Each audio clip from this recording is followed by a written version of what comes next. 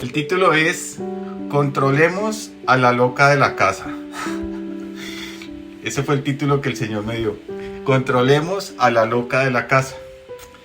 Hace unas semanas andaba pasando por uno de esos días que creo que todos pasamos.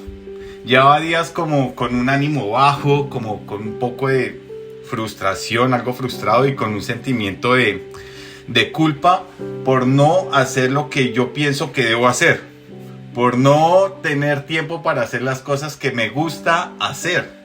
Como, no sé, en mi caso, a mí me encanta escribir devocionales, convertirlos en audios. A mí me gustaría ponerme a estudiar ciertas cosas que tengo como en mente para hacer.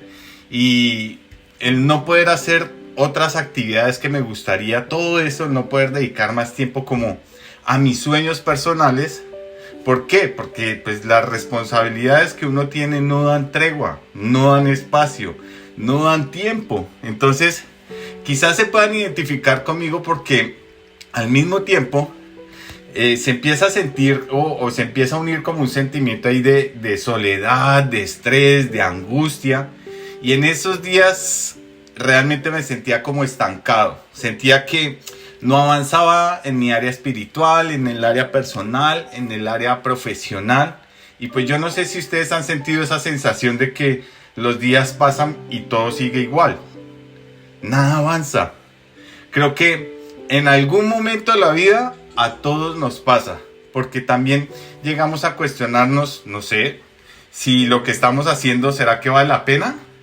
¿Será que vale el esfuerzo de esto que estoy haciendo? ¿Será que tiene sentido continuar así como voy? Y lleno de esas preguntas, se levantó la loca de la casa y comenzó a hacerme ojitos. Y con esa mirada y esa voz sensual que tiene, comenzó a decir: ¿sí ves cómo estás?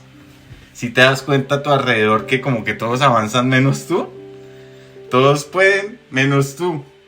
Y luego empezó a lanzarme esos comentarios un poco más agresivos, ¿no? A decirme, ¿y qué tal si mejor abandonas y te dedicas a otra cosa? ¿Qué tal si dejas eso que estás haciendo o quieres hacer a un lado? Porque pues mira, es como aburrido, porque si no ves el fruto, ¿para qué lo haces? A ese punto ya el vacío en el corazón era grande. Ya se estaba haciendo más grande. Y se tiene como una sensación, lo que les decía, de angustia, de ansiedad. A tal punto que la doña, la loca de la casa, entonces empieza a manejarle a uno las emociones. ¿Por qué? En mí empezó a manejar las emociones porque le entregué el control. Como diría el chavo, al fin y al cabo que ni quería, haga lo que quiera. Y empecé y entregué el control. Y cuando digo que entregué el control, no es que yo decidí conscientemente de entregarle el control, sino que dejé que la doña tomara el control porque no decidí correctamente frenarla antes de tiempo. Y ahí yo ya me encontraba sin ánimo de nada, sin muchas ganas de trabajar, sin muchas ganas de servir, sin ganas de hablar mucho. Más bien yo me quedo callado, qué mamera todo. Pero en medio de esos momentos decidí abrir mi corazón. Y le abrí el corazón primero a mi esposa y le dije, no todo este detalle que les estoy diciendo a ustedes, pero sí le mencioné lo más importante. Y ella muy sabia me dijo, no te des tan duro, ¿en qué estás pensando? Y me puso a reflexionar de otra manera. Me dijo, el tiempo que hoy estás dedicando a las cosas, por ejemplo, de la casa y de tus hijos, es un fruto que no vas a ver inmediatamente, pero un día, sí lo vas a poder ver. Y eso quedó dando vueltas en mi cabeza. Ese mismo día, dentro de las charlas que tengo con mi pastora por chat, me preguntó que yo cómo estaba y le mencioné muy por encima. Le dije, no, yo me siento más frustrado ahorita, me siento como estancado. Y ella me dijo, ¿sabes qué? ¿Por qué no hablamos por teléfono? Y hicimos esa llamada. Y me dijo, ¿qué pasó, Pipecito? Así me habla mi pastora. ¿Qué pasó, mi Pipecito? Y le conté un poco más de detalle. Y lo primero que ella me dice es, ¿En qué estás pensando? ¿Cuáles han sido tus pensamientos? Hay que controlar a la loca de la casa. Y por eso le puse el título a esta enseñanza así. Hay que controlar a la loca de la casa. Me dijo lo mismo que mi esposa. Las mismas palabras. Pareciera que se hubieran puesto de acuerdo. Y dije, pues claro, la loca de la casa la dejé que hiciera de las suyas en mí y ya me tenía condenado al fracaso, condenado al estancamiento, a repetir aún las cosas malas de mis antepasados. Y yo no sé si a ustedes les ha pasado que al ver los errores quizás de sus padres, de sus abuelos, de personas muy allegadas a su familia, a ustedes, a su corazón, no quieren vivir lo mismo, no quieren terminar en las mismas condiciones. Y es que muchas veces esos pensamientos se salen hasta del mismo contexto. ¿Por qué? Porque resulta que la loca de la casa quiere que pensemos que seremos así o peores. Pero es que el contexto de ellos es que no conocían o no conocieron a un Dios Padre, a un Dios que perdona, que da propósito, que da una vida abundante. No tenían la palabra de Dios como fundamento, no tenían a Jesús como Señor y Salvador, y eso cambia totalmente el contexto de sus vidas, de nuestras vidas, cambia nuestra realidad. Entonces, la loca de la casa lo condena a uno con algo que está sacado de contexto, porque no aplica a nosotros. Entonces, bueno, para los que todavía no han entendido cuál es la loca de la casa en nuestra mente, gobernada por pensamientos negativos. Esa es, pensamientos negativos, equivocados y erróneos. Lo aclaro por si alguno está pensando por ahí que la persona con la que uno vive, la que duerme con uno, no es una persona, es su propia mente, vive con usted y duerme con usted. La loca de la casa hay que controlarla, ¿ok? Entonces, sentí hablar de este tema porque creo que el pueblo cristiano generalmente tiene unas luchas muy fuertes, internas, en su mente, que los lleva a perder las batallas que ya fueron ganados en la cruz del Calvario. Y solo cuando tomamos la decisión diaria de someter esos pensamientos a Cristo, es cuando comenzamos a vivir de una manera diferente. Por eso quiero darles como algunos datos que encontré y escuché acerca de lo que está pasando en el mundo entero y la fuerte batalla que la humanidad está viviendo. Y eso nos incluye a nosotros. Dicen los estudios que han demostrado que en este momento de la historia humana es donde mayores niveles de ansiedad, preocupación, estrés y temor se tienen. Dice la Asociación Americana de Psicología de Estados Unidos que el país con mayor nivel de ansiedad en el mundo, por ejemplo, es ahí, en Estados Unidos. 2 de cada 3 personas tienen ansiedad o extrema ansiedad. Dicen los estudios que el 63% de las personas entre 18 y 30 años sufre depresión y ansiedad. También dicen que 1 de cada 4 personas ha comenzado a usar sustancias como alcohol, marihuana y otras sustancias para lidiar con estos sentimientos y estas emociones. 1 de 4 ha considerado el suicidio. En el 2019 en Colombia, no sabía si ustedes conocían esta cifra, pero al día mueren o se suicidan 58 personas. Es más o menos como unas 3.000 personas. Ahí está el promedio al año.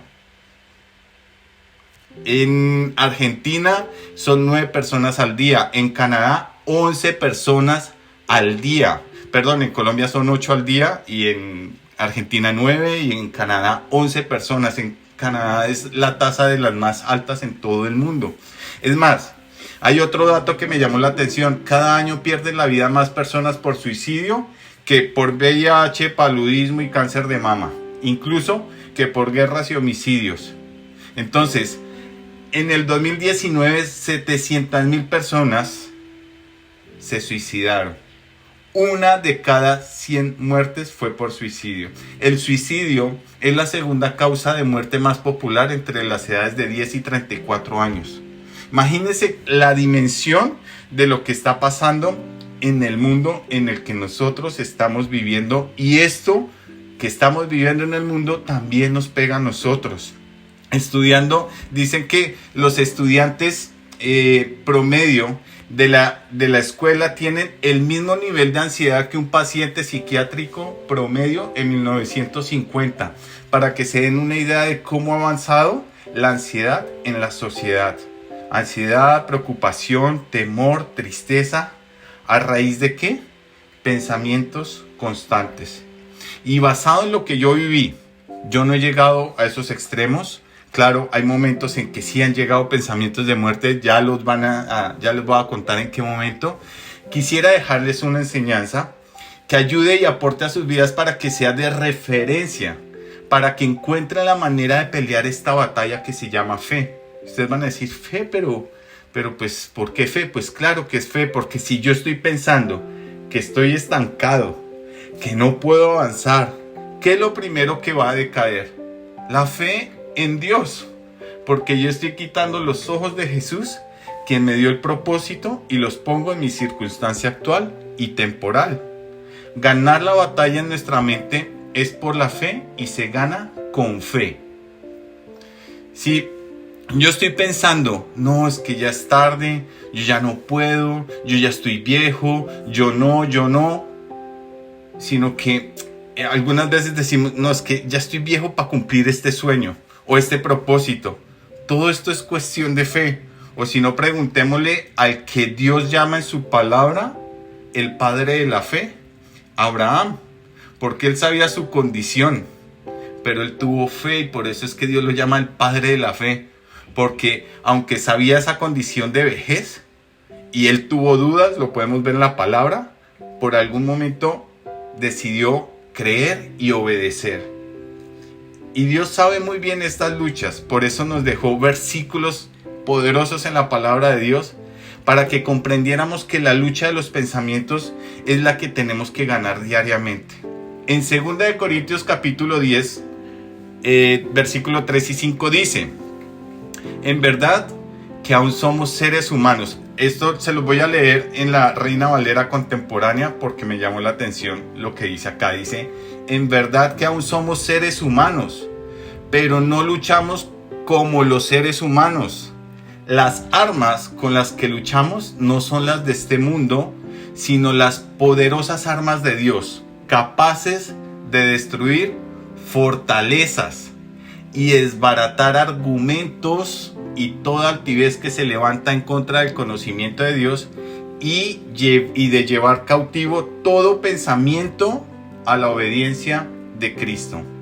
Todo pensamiento, todo argumento. Entonces, ¿por qué leí esta versión? Porque ahí dice que aún somos seres humanos, pero no luchamos como los seres humanos lo hacen. Es decir, que como seres humanos tenemos las mismas luchas, por eso les leí los datos que está afectando a la humanidad. Tenemos las mismas luchas, pero nosotros como hijos de Dios tenemos una diferencia, que la batalla la peleamos diferente. Como que a veces creemos que esas cosas ya no nos pasan a nosotros porque somos hijos de Dios, y la verdad es que seguimos siendo los mismos seres humanos, pero que tenemos un poder que no viene de nosotros, sino de las poderosas armas de Dios capaces de destruir fortalezas, lo dice la palabra. Ese poder es un poder divino que Dios nos ha dado para desbaratar. Imagínense cuando uno arma, en mi época no existía el Lego, sino era el armatodo. Entonces ubíquese usted en su época. O si ya tenía Lego, pues chévere. Ubíquese, todo usted arma un castillito. Yo armaba pistolas y armaba cosas ahí raras. Imagínense que eso es como lo que hace los pensamientos en nosotros, crear argumentos. Pero todos esos pensamientos y esos argumentos tienen que ser destruidos, desbaratados, dejar fichita por fichita. Entonces, hoy en día hay un razonamiento humanamente lógico que nos lleva siempre como a pensar y a meter en nosotros unos argumentos que se levantan como murallas, dice la palabra, que no nos permiten ver. Esas murallas no nos van a permitir ver lo que Dios quiere que nosotros veamos. Es más, a veces los pensamientos ni siquiera son de razonamientos humanos, sino de pura imaginación. Pensamientos que no existen, pero en nuestra mente ya los construimos como si fuera algo que existe. Es más, a veces se necesita más fe para creer en esos argumentos inventados que destruyen, que lo que debemos poner la fe en Dios. ¿Me siguen? Por eso mismo Dios nos dice que debemos llevarlos cautivos, presos, someterlos. En la versión de la Nueva Biblia Viviente dice el versículo 5: así podemos destruir altivez de cualquier argumento y cualquier muralla que pretenda interponerse para que el hombre conozca a Dios. De esa manera hacemos que todo tipo de pensamiento, no es solo un pensamiento, no son solo los pensamientos acerca de Dios, no es son todos los tipos de pensamientos, se someta para que obedezcamos a Cristo, para que el pensamiento obedezca a Cristo. Y yo quise traer esta versión porque la palabra someter, a veces decimos sí, lo voy a llevar cautivo, y yo no sé si se logran imaginar qué es llevar cautivo. Cautivo es llevar preso, pero es mucho más gráfico someter. Someter es como cuando dos luchadores se están enfrentando y el luchador que va a ganar la pelea le pone la rodilla acá en el cuello a su contrincante y no lo deja casi que ni respirar. Lo sometió, lo dejó inmóvil. Eso es lo que nosotros, por medio de la palabra de Dios, podemos llegar a hacer con nuestros pensamientos. Los vamos a someter. No es, ay sí Señor, te los entrego y ya y no hay media. No, hay que someterlos, hay que hacer un trabajo de llevarlos cautivos, de tomarlos, de agarrarlos, de encadenarlos y llevarlos cautivos a la obediencia de Cristo. Entonces a mí lo que me pasaba es que en lugar de someterlo, yo le puse el brazo encima de sus hombros y me fui caminando con él, así, divertidísimo, así, cuéntame qué hacemos tú y yo, loca de la casa. ¿Y qué empezó a hacer ella? Destrozos en mi interior. Y seguramente ustedes ya lo han escuchado muchas veces. Yo también he escuchado lo siguiente, es más, varias veces lo he predicado, lo he compartido en grupos, pero cuando uno está metido conversando con la loca de la casa, se le olvida las verdades y los versículos que ya conocemos. Por ejemplo, en primera de Pedro 5:7, ya lo hemos leído, nos dice: pongan todas sus preocupaciones y ansiedades en las manos de Dios porque Él cuida de ustedes. Y estoy seguro que sí, lo conocemos. Pero ¿será que cuando estamos ansiosos y preocupados lo recordamos? ¿Lo oramos? ¿Lo aplicamos? Yo claramente, en mi caso, yo no lo estaba haciendo de la manera correcta. Porque lo puedo repetir varias veces este versículo, pero de corazón no lo hago realidad. Por eso mismo Dios en el siguiente versículo 8, 1 Pedro versículo 8 dice: estén alertas.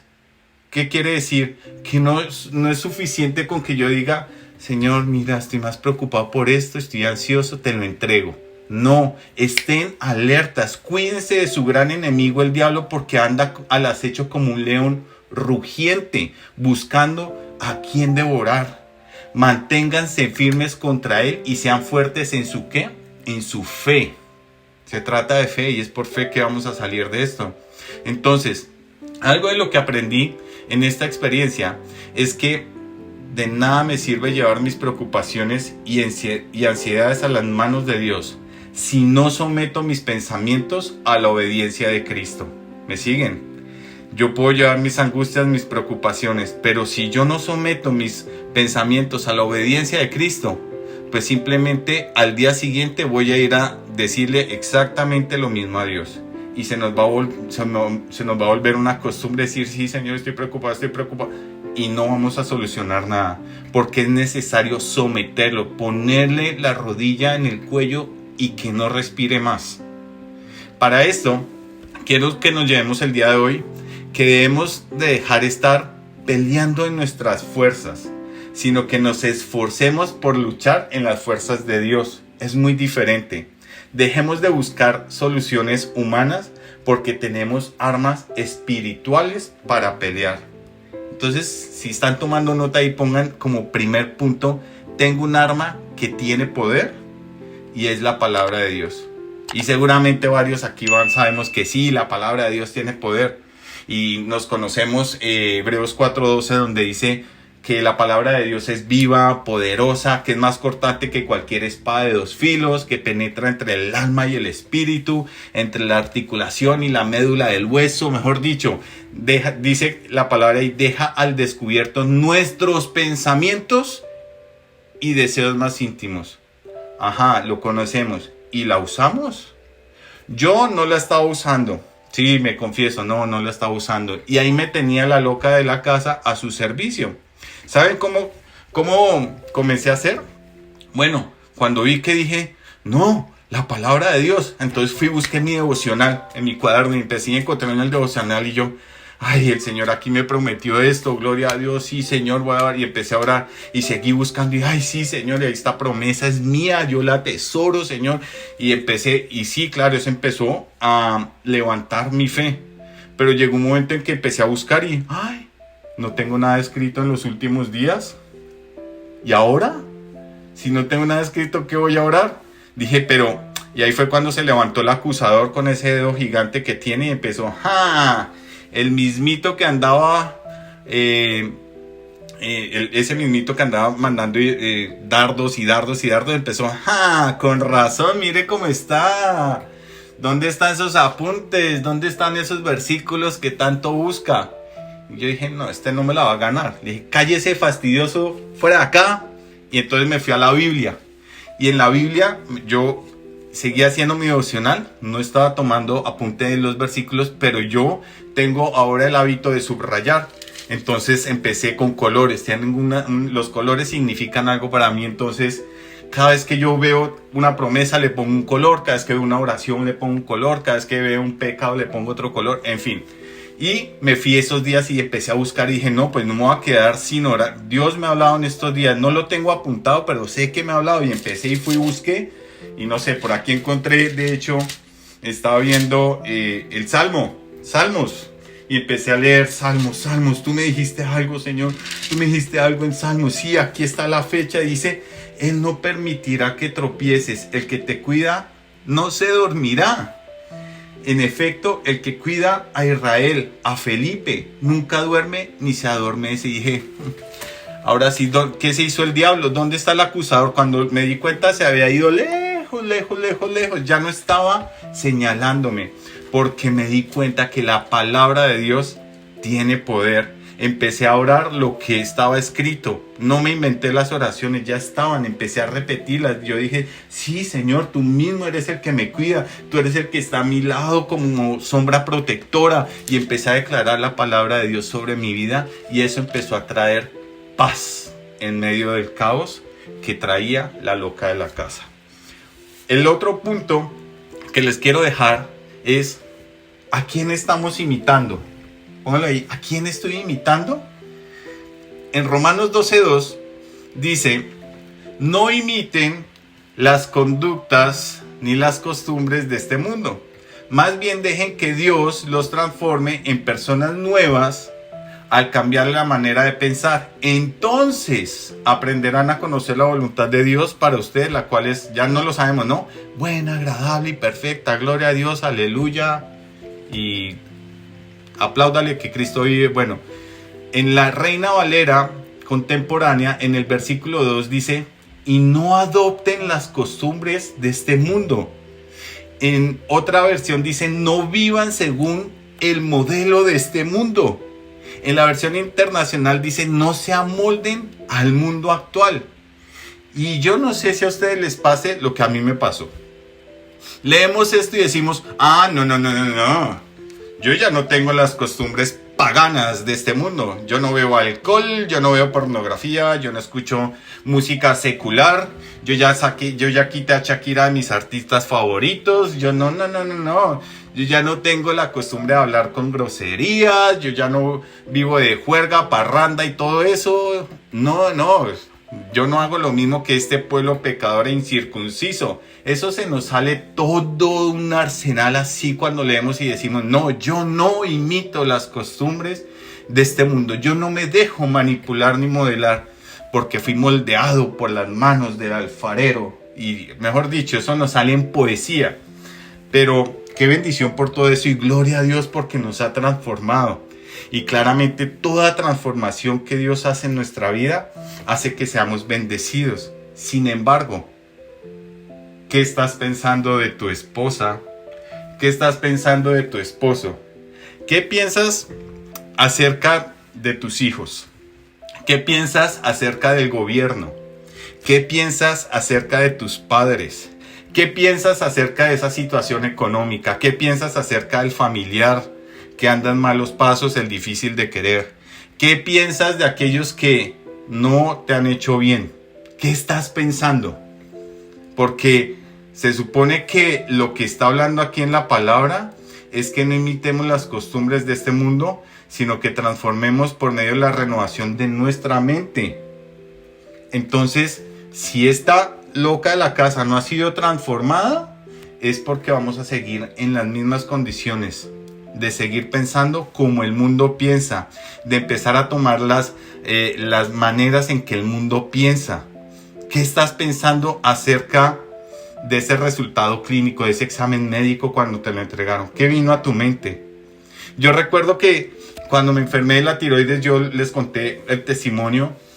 Yo en ese momento, cuando me descubrieron o me hicieron los exámenes, no habían descubierto nada en el cuello, tenía el dolor, me fui a urgencias a un hospital en plena pandemia, que eso daba más susto ir al hospital porque allá estaban todos los contagiados. Entonces, pues era difícil entrar al hospital y todo eso. Y yo me acuerdo que llegué a ese hospital, lo único que yo quería era que me quitaran el dolor que tenía en el cuello porque ya no podía pasar casi que saliva. Tenía presión y me dolía demasiado. Miren, hicieron exámenes y no encontraron nada. Yo me salí de ese hospital sin ningún diagnóstico. Pero al otro día tuve que llegar muy juicioso con una mano de listado de exámenes que me iban a hacer. Y me acuerdo que estaba en el pasillo del hospital y había un centro allá al fondo, un pasto, y yo me quedé pensando ahí, meditando, y le dije: Señor, ¿y tú qué vas a hacer ahora con esto? Porque claramente pues eres tú el que está permitiendo esto, algo vas a hacer. Y tenía una fe, mejor dicho. Ahí sí la loca de la casa quedó confundida, ni apareció en ese día. Yo estaba súper confiado que Dios tenía todo bajo control. Pero luego vino otros exámenes, y cuando dijeron: no, es que sí, tiene unos nódulos y hay que empezar a mirar si son malignos, si son benignos. Yo, nódulos en la tiroides, dije: bueno, no, pues Señor, tú sabrás. Pero al poco tiempo llegó otra noticia: no, que es que mi esposa está muy mal, en su sangre no tiene hierro. O sea, tanto que cuando la vio el médico, la mandó al hospital a que le inyectaran sangre porque estaba demasiado mal. Yo dije: uy, esto se me está como complicando. Y después llegó: no, es que el tema es que ella tiene una anemia demasiado avanzada. Y yo dije, y ahí empezó el enemigo y los pensamientos, no solo el enemigo, sino los pensamientos de decir: ¿y ahora? ¿Y ahora qué va a pasar? No, ¿cómo así? O sea que en cualquier momento cualquiera de nosotros puede estirar la pata, como decimos en Colombia. Y empezaron a llegar pensamientos de muerte. ¿Y qué va a pasar con nuestros hijos? Si ellos están pequeños, ¿con quién los vamos a dejar? ¿En qué estás pensando? ¿En dónde estaba esa seguridad que al principio yo: ay, Señor, ¿tú en qué? Cuando se empezó a complicar. Entonces recuerdo que en medio de lágrimas y todo eso, confundido de lo que estaba pasando, una noche estuve orando. Al otro día yo me levanté a orar y estaba orando, y en medio de esa oración estaba alabando a Dios. Recuerdo que hubo solo una palabra que dijo Dios: dijo, esto no va a ser para muerte. Esta enfermedad no va a ser para muerte. Con eso para mí fue suficiente para que mis pensamientos comenzaran a ser diferentes. Se convirtió en mi oración, en mi verdad. Y yo les conté que después de mucho tiempo, como más de un año, cuando volvieron a hacerme exámenes de la tiroides, ya no había nada. Que el mismo médico dijo: pues la verdad es que hay cosas que la ciencia no ha podido descubrir aún, pero usted es como si nunca hubiera tenido nada. Después de que pasó todo este tiempo, toda esta travesía, Me acuerdo que hemos visto la mano de Dios en cómo ha levantado a mi esposa, en cómo ya le han hecho los últimos exámenes y dicen, no, aquí pues anemia no hay. ¿Por qué? Porque hemos recurrido claramente. Y yo les quiero decir algo aquí de corazón. Es válido ir al médico, es válido hacerse exámenes, es válido que le digan a uno, no, usted tiene, todo eso es necesario y es válido. Pero lo que nosotros no debemos hacer es lo que hace todo el mundo, que estemos amoldados a como piensa el mundo, que estemos pensando como todos piensan, porque Dios quiere que nosotros tomemos las armas de Él y empecemos y pensemos diferente. Permitamos que Dios nos muestre que se piensa totalmente diferente. No importa el diagnóstico que nos hayan dado, no importa, hay que poner la mirada en Jesús. ¿Qué estás pensando? ¿Qué estás pensando cuando eres, o qué piensas cuando eres acusado injustamente? ¿Qué pasa por esa cabeza? ¿Qué estás pensando en cuanto al rechazo que te hicieron? ¿Qué estás pensando de esa evaluación en el colegio que te hicieron o en la universidad en donde estudies y no te fue bien? ¿Qué llega a tu mente? ¿Que no sacaste buena nota o la nota que tú esperabas? ¿Qué está llegando a tu cabeza? ¿Será que ahí es donde nosotros adoptamos, tomamos y nos moldeamos a la manera y costumbres de pensar del mundo actual? Que no tiene lo que nosotros tenemos, un arma poderosa que es la palabra de Dios y una fe en el Dios de lo imposible. No nos amoldemos a esa manera de pensar, porque afuera el pensamiento que quieren que tengamos es que es toda una fortaleza en contra del conocimiento de Dios, y eso no nos va a permitir acercarnos a Dios para ganar nuestras batallas. El punto número 3 que quiero dejarles es que que nosotros no nacimos para vivir aislados. Nosotros no nacimos para vivir aislados. No nacimos para vivir ni en aislamiento ni en cuarentena perpetua. Debemos tener a alguien de fe que nos escuche. Y no solo que nos escuche, tenemos que tener a alguien de la familia de la fe que nos hable. Porque yo sé que es muy aliviador. Yo lo he hecho. Yo hasta en el mismo trabajo lo he puesto en práctica. Que lo escuchen a uno y uno desahogarse de todo lo que uno está pensando, de lo mal que piensa, de lo que me hizo, de lo que no me hizo, y arranca uno y está bueno. Eso es como nosotros en el trabajo cuando nos reunimos, a veces estamos tan cargados y todos empiezan a decir y no concluimos en nada, simplemente sentimos como un descansito. A eso lo llamamos como catarsis, es decir, nos desahogamos y hubo como un alivio, pero eso no es suficiente, porque es que muchas veces nosotros queremos desahogarnos, pero no nos gusta escuchar. No nos gusta escuchar. Les pongo un ejemplo. La semana pasada yo estaba dando un tema y pasó algo en donde me equivoqué. Y yo era consciente que me había equivocado. Y en mis pensamientos dije, ay, otra vez me pasó lo mismo. Cometí el mismo error y estaba en mi lucha interna. Ya estaba llegando la culpa y me estaba diciendo, ¿sí ve? ¿Sí ve? ¿Sí ve? Y entró mi esposa muy sutilmente a la habitación y me dice, amor, ¿otra vez lo mismo? Siempre te pasa. Debes buscar otra estrategia para que ya no te pase más, porque no está bien. No, pues es como si a mí me hubieran echado en la herida limón con sal. Entonces dije, no. Le contesté, traté de ser lo más sutil posible. Dije, bueno, ¿me vas a ayudar o me vas a hundir más? Porque ahorita la lucha es dura, ¿no? Y por más que yo le contesté así, ella me dijo, mira amor, si yo no soy quien te puede decir la verdad, ¿quién más te la va a decir? ¿Quién más te lo va a decir? Entonces yo no sabía si enojarme o agradecerle. Pero ¿por qué? Porque no nos gusta que nos digan y nos confronten. Después, más calmado, le dije, pues sabes que sí, tienes razón. Todo el mundo por respeto, por amor, por pura misericordia le dan a uno el toquecito en el hombro y dice, tranquilo, no pasó nada, ya, va a salir mejor, va a estar bien. Pero pocos tienen la oportunidad de decirle a uno las cosas como son, que son necesarias escuchar.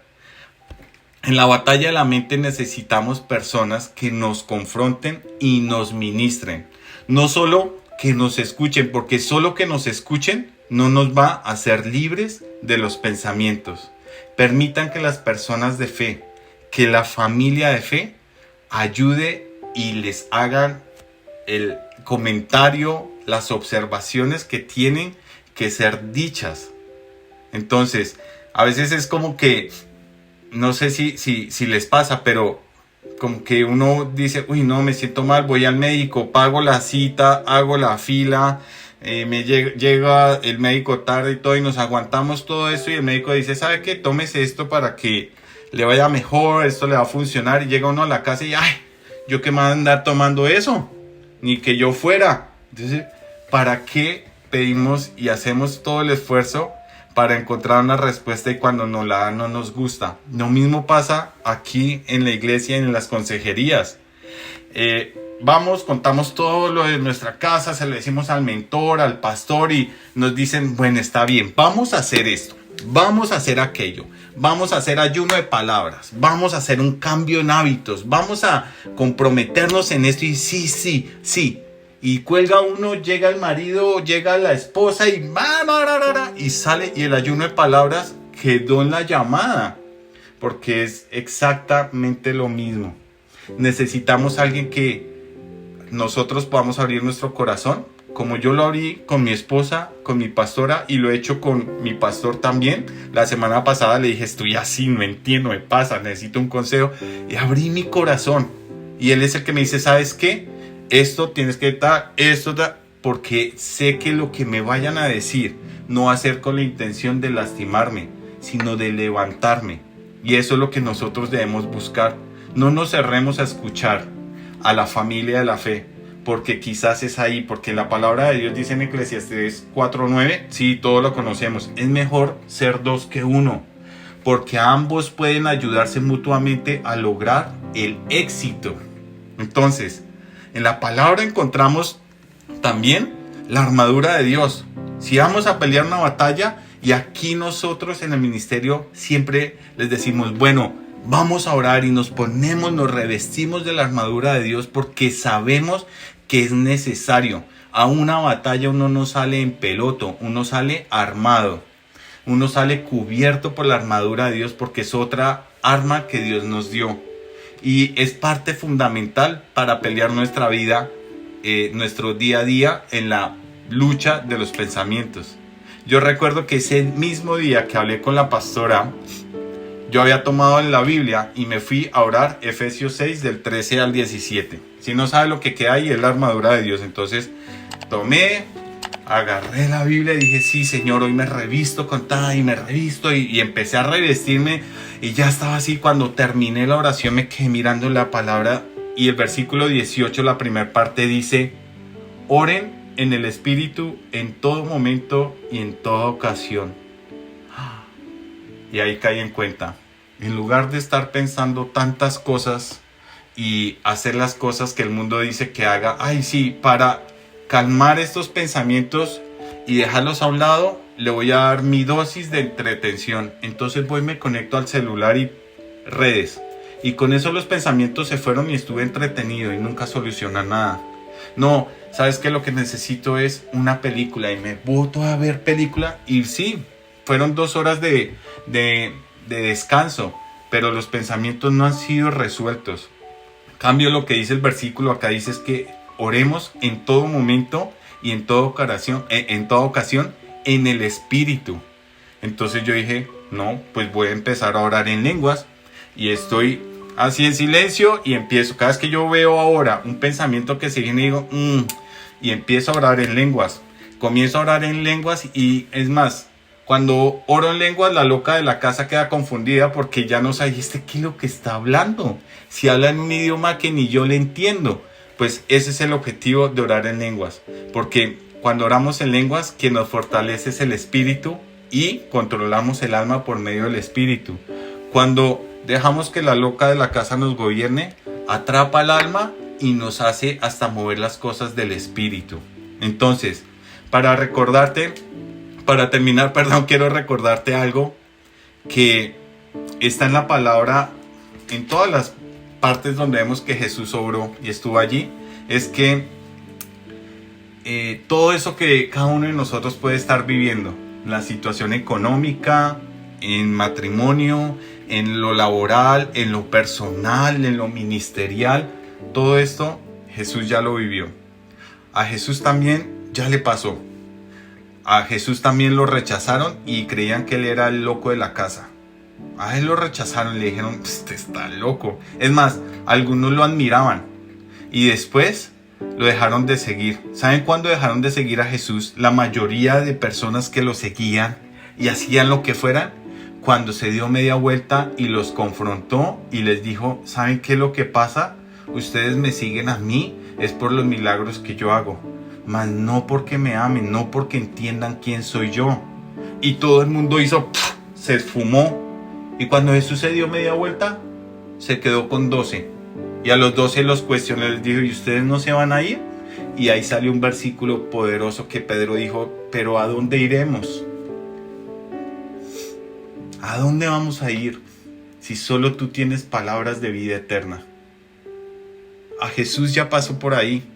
Los más doctos de la palabra, los más religiosos, lo abandonaron.